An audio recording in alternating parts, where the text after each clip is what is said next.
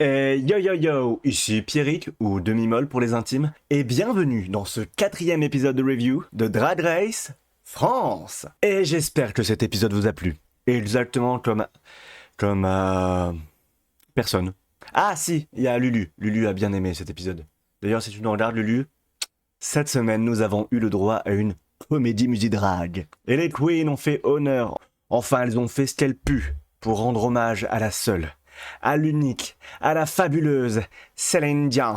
Comme d'habitude, je vais classer les queens dans cet épisode de celle que j'ai le moins aimée à celle que j'ai préférée. Est-ce que je vais garder l'accent québécois juste à la fin de la vidéo? Non. Pourquoi? De 1, c'est raciste. Oui, prendre des accents, c'est raciste. Faire des blackface, c'est raciste. Et de 2, j'ai pas envie. Bref, pour établir mon classement cette semaine, je les ai évalués sur, premièrement, leur performance dans la comédie musidrag, et sur la tenue de défilé, et cette semaine, la catégorie est la nuit des 1001 Céline. Mais, trêve de bavardage, on commence tout de suite. En 7ème, c'est Misty Phoenix. Pour moi, cette semaine, Misty est un peu passée à côté. Dans ce challenge, sur le maquillage et sur l'interprétation, on n'était pas vraiment sur une Céline Dion. En tout cas, moi, j'ai eu du mal à la reconnaître. Les paroles qu'elle avait à lip sync étaient beaucoup, je pense, sur de l'humour et du second degré. Je pense qu'il y avait des blagues à faire, des oreilles de chat à mettre, il aurait fallu se lécher les pattes, ou le minou, enfin, ou ce qu'elle veut. Mais je pense vraiment qu'il y avait un peu d'humour à mettre dans cette performance, et que là, justement, il y en avait pas du tout. Misty a peut-être été trop premier degré sur son interprétation. Après, les pas dedans sont maîtrisés, mais la ressemblance avec Céline, elle est pas là, ça fait un peu de son passage, reste anecdotique. Mais sur le runway, par contre, c'est Met Gala, c'est chic, c'est fashion. Le seul petit bémol que je vais avoir, c'est qu'elle ne porte pas de wig, et qu'on voit ses cheveux naturels, et ça me sort un peu du look. Mais à part ça, rien à dire sur la tenue. En 6ème, c'est Perseo. Une bonne performance de la part de Perseo dans ce challenge. Vraiment, j'ai bien aimé et j'ai trouvé que son interprétation était très juste, même si la ressemblance avec Céline n'était pas là. Elle a des pas de danse qui sont très bien exécutés et je trouve qu'elle a vraiment bien mis en avant ses talents de danseuse et qu'elle les a vraiment mis à profit pour le bien de sa performance. Les mouvements, quand elle tournait, c'était super gracieux, c'était super joli. Donc vraiment, GG Perseo. Par contre, sur le runway, c'est pas la joie. Alors, j'aime beaucoup la rêve de Stuart Little 2. Par contre, la wig qui est plus grasse que François Hollande, non. Et la robe, bon... Ça fait plaisir de voir Perseo dans une autre silhouette. Mais c'est très simple et c'est pas au niveau de ce qu'ont fait toutes les autres. Et là, justement, elle portait un avion. Elle aurait pu se mettre sur des plateformes de 35 cm. Elle a pas fait cette semaine. Enfin, je sais pas. On voit les efforts qu'elle fait pour changer un peu son style pour la compétition, mais je sais pas si ça sera suffisant ou payant. Enfin bref. En 5ème, c'est Norma Bell. Très bonne performance dans le challenge de la part de Norma. Elle a chopé, je pense, un bon personnage. C'est sûrement celui que j'aurais choisi moi aussi. Un personnage qui avait en plus énormément de lignes de texte. Donc pas super facile à jouer et pas facile à tout retenir. Mais sur le runway, franchement, c'était pas ma tenue préférée. C'est assez intelligent d'être allé chercher une Céline beaucoup plus jeune, mais au niveau de l'exécution, c'est un peu simple et ça manque presque de drague dans sa tenue. C'est ce qui là sur le défilé l'a fait un peu sortir du lot et la rend passable sur cet épisode alors qu'elle a fait une très belle perf. Donc voilà, ce constat après 4 semaines, c'est que Norma Bell manque de drague. Mets-toi des plumes dans le cul ou autre part, je sais pas, mais fais quelque chose. Bref, Norma Bell, si tu nous regardes, bon, y a peu de chance, mais bisous. 4ème, c'est Ruby on the Nail. Ruby qui fait une performance très correcte dans le challenge. Même si les juges sont visiblement pas d'accord, la perf était très juste, j'ai trouvé, c'était vraiment ok.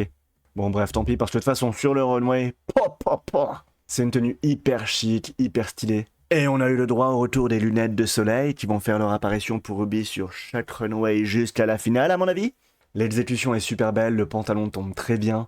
En plus, c'est une tenue iconique, donc vraiment, une réussite à 100% pour Ruby cette semaine. En 3ème, c'est Lula Strega. Personnellement, j'attendais pas forcément Lula Strega sur ce genre de challenge, et faut dire qu'elle s'est quand même très bien débrouillée. C'était un peu fun, elle a mis ce qu'il fallait d'émotion, voilà, c'était ok, c'était bien. Y a pas grand chose à dire là-dessus, je trouve. Et sur le runway, j'adore cette tenue. Selon moi, c'est un excellent choix d'être allé chercher une tenue dans un clip, plus qu'une tenue déjà de défilé ou de concert. Et c'est une tenue qu'elle s'est, je trouve, super bien appropriée. Un joli storytelling, j'adore les couleurs, ça lui va très bien. Pour moi, elle a fait un choix parfait, elle est magnifique. Et en plus, elle a fait pleurer Woodkid. En 2ème, c'est Leona Winter. Leona qui ressemblait énormément à Céline dans ce challenge. Vraiment, le transformisme est réussi. Mais de toute façon, on pouvait s'y attendre puisque la vie de Céline, c'est aussi un peu sa vie. La production, les queens, Twitter, absolument tout le monde s'est foutu de sa gueule lors de cet épisode. Mais il faut dire que son côté insupportable est quand même vachement bien ressorti. Bon, après, sa performance dans le challenge est top, on s'en lasse pas.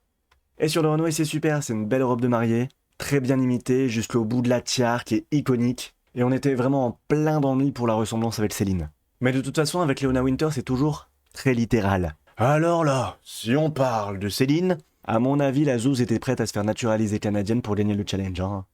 Mais bref, ça n'a aucune importance puisqu'en première position, on retrouve le Philippe. Qui d'autre? Une super perf. Et c'était, je pense, bien le rôle à prendre sur ce défi. La mère de Céline, c'est beaucoup plus un rôle de composition que plus d'interprétation. Comme on connaît quand même beaucoup moins ce personnage que celui de Céline ou celui de René, il y a beaucoup plus d'éléments de liberté, au moins même sur la ressemblance. On pouvait pas lui reprocher de pas ressembler à la mère de Céline vu que on sait pas à quoi elle ressemble. Que pour les autres, bon bah, si tu ressembles pas à Céline, bah, c'est le coup près.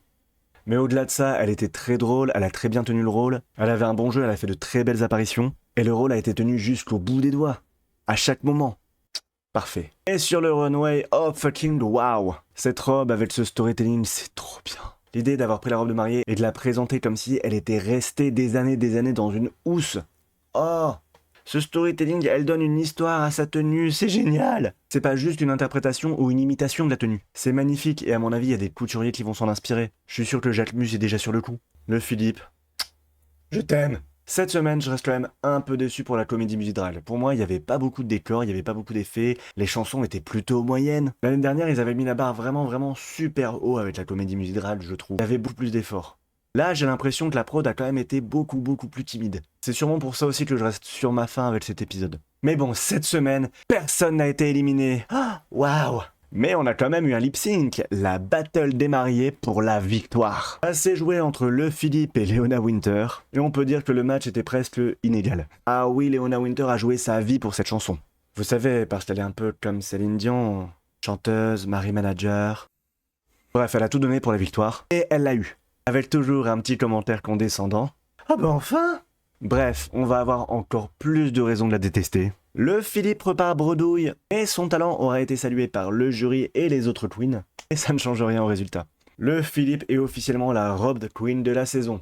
Toutes les victoires lui seront volées. Qu'avez-vous pensé de cet épisode? Qui pour vous aurait pu finir dans le top? Qui aurait pu finir dans le bottom? N'oubliez pas de lâcher un pouce bleu, de vous abonner pour suivre les prochaines reviews et les prochains épisodes. La semaine prochaine en plus, c'est le Snatch Game. Sur les Snatch Game, on a déjà vu des queens très drôles complètement soirées et des queens avec aucune personnalité être hilarantes. Donc pour ça, je ne ferai aucune prédiction. Impossible de savoir qui va gagner. Impossible de savoir qui va bien s'en sortir et qui va merder. J'ai l'impression que cette saison est en train de passer très vite. Alors on va faire en sorte de ne pas en louper une miette. Je vous dis à la semaine prochaine pour une nouvelle vidéo. Des bisous, bye!